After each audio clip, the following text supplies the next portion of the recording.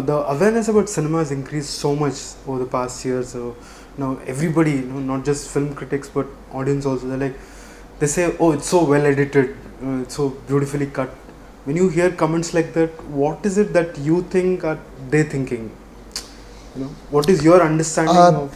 One thing I don't like when these critics or when people review, I don't like it when they say the length could have been chopped off. The editor should have done that. See, it is not just the editor's job to trim the length factor. It is also part of his job. He has got several things to do in a film rather than worrying about a length. I don't think they should start writing about length and the editors alone, because it's a director's call as well. Sometimes the director says, I need this in my film. For Tola, I actually wanted to trim down Tola Upri. I actually wanted to trim down like 3 or 4 minutes of the final product, but when she said no, we had a good conversation, and he said, he put his point across and said, in fact, I wanted to trim another 7 minutes, not 3 minutes. He said he believed that it would work in the theatres. He said the audience need this emotion, and I said I don't think we need this. And eventually what he said was right once it came across to the theatre. So see, if it was a healthy discussion, then I think I'm okay. Otherwise, when they say the editor could have speeded up things, the editor could have paced up things, all that is like, I feel it is nonsense, to be very honest. Because you never know what was chopped off or what was not a part of the film. So obviously the objective towards commenting about that film won't be right until you get to see what was not incorporated. Have you ever been proven wrong? As in, like, let's say you're arguing that no, we should remove the scene, the director wants it, but you reluctantly put it because at the end of the day it's his film. But in the end it would actually work in the film's favor. Yes. Several times. I just told you about Tola. And this happens for most of the films, I think. For Chennai 28, which is a very famous film here across the Tamil people, there's this scene where Prem says, Enna Kudama sir idu. Which is a very famous dialogue. I mean, it took off quite well after the film's release. I wanted to actually trim it in the film. Seriously? I said it won't work. I don't think Prem would ever forgive you for taking that. I just met him last night and he still keeps saying that you wanted to trim that scene, right? There are a lot of instances, yes. You cannot, you can't be 100% right all the time. But you are the first person to view the film completely, so a lot depends on your judgment of the film. Correct. So, no, sometimes it is also, as a human being, you're also prone to make errors or your judgment can also go wrong. So it is always a balance. You also keep learning. Sometimes today when I go to the theatre, I look at the audience more than the film to see how their expressions or what their views are. So I heard you don't watch Tamil films at all in theatres? No, I do. Of course I do. How do you know what's happening around you? Of course I do. Right. I only go to the theatres only if someone recommends and says the movie is really good. It. Okay. So the first day shows are really rare for me. Okay, right. Now, just final 2 questions. You're reuniting with Venkat Prabhu for the sequel of Chennai 28. Like, a lot of anticipation about it.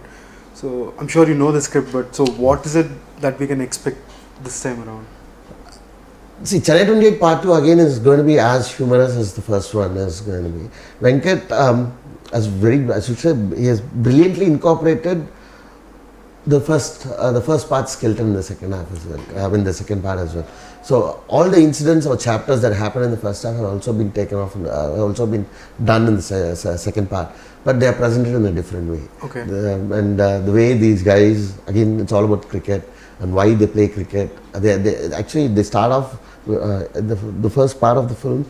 They're not in a position to even play cricket. They're all old. They're all married, and what makes them to play cricket is all the stories, what the story is about. It's done really well, I should say. I had a 3-hour laugh when he was narrating it, and pretty much even when the scenes came out after the first schedule was over, I had a very good laugh and said, I told Venkat that we should re-release first part so that people get to see it and then start relating to the second part as well. Hopefully that should turn out to be one of the good films. I'm curious to know who wins the tournament in the end of first part, because you don't show it, right? No. I mean, was that short or was that No, how no, it was no, left? it was just left like Open-ended. that. Right. So, the second part will also have something similar to that. That's why I said all the hints, all the skeleton was taken from there, and he has woven it around that. Right. About Vijay's next film, again, big buzz about that film as well. So, you started working on it or other rushes? See, they just finished shoot yesterday, and I think they should be back tomorrow. We should be starting sometime middle of next week once things we organize. The release is only for Pongal next year. Okay. A lot of time to work on that, and it's been shot in a very relaxed manner, and that's how we are approaching it. A little too early to talk about the film, but I could say that it's a very racy script. When Bardhan sir narrated to us, and a lot of humor in it as well. Bardhan sir is known for his writing, his dialogues and all that. The mass dialects of Vijay sir has been done. Pakka commercial ended in, I should say. Hopefully that should work. One final question: has there been any film in the recent past which you regretted that you couldn't work on it? Like Jigardanda. Jigardanda? Okay. So what was it about that film which blew so much?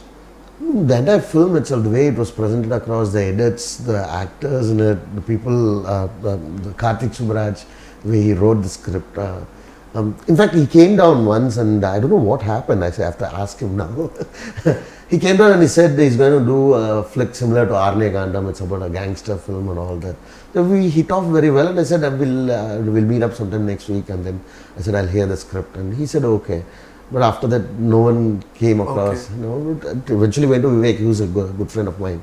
But when I saw the film itself, I realized that I should have at least pestered Karthik at some point and asked him that I should have worked on this film, is what I felt. I told him that as well once after we met him. All right, sir. Thank you so much for joining us. Anytime. All the best for Kabali. We really hope that you get none of the comments that you said that about the runtime and all that.